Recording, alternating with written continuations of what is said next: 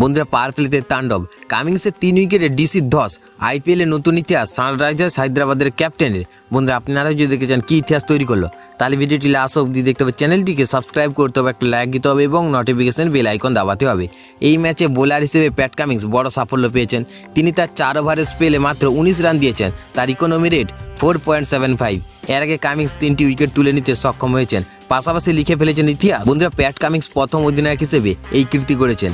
এই ম্যাচে প্যাট কামিংস দুর্দান্ত বোলিং করেছেন। মাত্র কয়েকটি বল করে তিনি দিল্লির টপ অর্ডারকে একেবারে ধস করে দেন।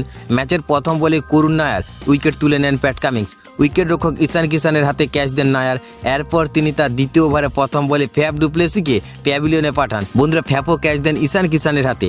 তারপর প্যাট কামিংস পাওয়ার প্লেতে আরও একটি ওভার করেন। এই ওভারেই প্রথম বলেই তিনি ফেরান অভিষেক পোড়েলকে 8 রানে। প্যাট কামিংস পাওয়ার প্লেতে মোট 3 ওভার বল করেছেন এবং 3 জন ব্যাটারকে সাজ করে ফিরিয়েছেন। দিল্লি ক্যাপিটালসের টপ অর্ডারের প্রথম 3 ব্যাটারকেই তিনি ফিরিয়েছেন সাজ করে। বন্ধুরা আর এর হাত ধরে আইপিএল ইতিহাস লিখেছেন কামিংস।